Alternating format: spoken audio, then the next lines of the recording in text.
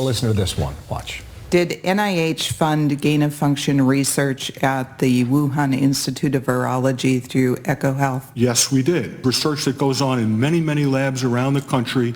It is not regulated, and the reason it's not regulated is it poses no threat or harm to anybody. That's the NIH Deputy Director making a startling admission to Congress yesterday. The cover of the New York Post says this: sick lies after years of falsehoods. Health official admits U.S.-funded dangerous virus research at China's COVID lab. One guy trying to get to the bottom of this is House COVID Subcommittee Chair Brad Wenstrup, the Republican from Ohio, also a doctor. Sir, good morning to you. Folks like you and Rand Paul have been trying to get people like Anthony Fauci to admit this for a long time. Why did this gentleman, Lawrence Tabak, go as far as he did yesterday? Let's start there. Why? Well, I think that he's been a reliable source for us in answering the questions honestly and openly as someone from NIH as opposed to others. What we saw happen this week is the NIH has now debarred EcoHealth Alliance and Dr. Peter Daszak from doing any type of work right now, and I think that's appropriate. They were doing gain-of-function research in Wuhan. Now, Dr. Tabak just said it's not dangerous in that clip. But he says that because he says they're dealing with animal viruses. But they're taking animal viruses and trying to make them more pathogenic to a human being. In other words, more lethal, more dangerous towards human beings. And that's the bottom line, and that's what they were doing. And when they did that, when they actually facilitated that in the 5th year of their grant, they didn't file their report for 2 years.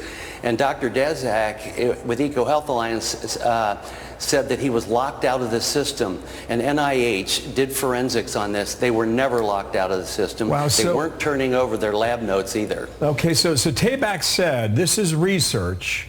The generic term gain of function is research that goes on in many labs around the country. He says it's not regulated, and the reason it's not regulated, it poses no threat or harm to anybody. Wow, in hindsight, maybe we blew that one. Are you convinced that whatever the United States did in whatever lab here or around the world convinced you that we were a part of the origination of the COVID virus? We were definitely. Yeah, I can go this far, Bill. We were definitely funding the very type of research that can lead to a human pathogen like COVID-19. The capability exists. It's existed for some time. We were doing this since 2015 with Ralph Baric in North Carolina and Zhengli Shi in China. The question is, when you create this new virus from 2 other viruses, or maybe 3 other viruses, are you making one that will kill humans? And they test them on what's called humanized mice. And so these are ones that respond as though it's human, especially with the respiratory system. So this type of stuff was going on. I would contend that it is dangerous. Even in 2011, 2012, Dr. Collins, Dr. Fauci said this is risky, it's dangerous, and they were doing it at the wrong level of lab in Wuhan, China. Okay, so in 2021, I'm quoting now, Fauci said, the NIH is not ever and does not now fund gain-of-function research in the Wuhan Institute of Virology. Does not ever and does not now. Was that the truth or was that a lie?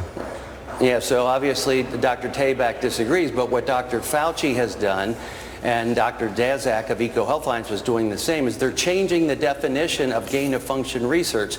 So what was the generic term that was on the NIH website for quite some time suddenly changed after Dr. Tabak said gain-of-function research was being done in Wuhan, China. They changed it to only a type of research that was capable of creating a pathogen that could create a pandemic. Well, how do you know that until you create it? How do you know that until it gets out? Or how do you know that until you've tested on humanized mice? And so now they're playing semantics with it, and Dr. Fauci, he didn't say, oh, by the generic definition, yes.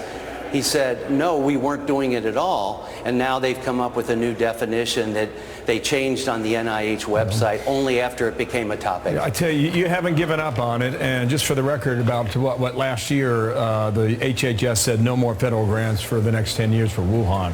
Maybe forever, and we'll see what comes next on this. But appreciate you stopping by. Thank you. Brad Wenstrup, the Congressman from Ohio. Thank you.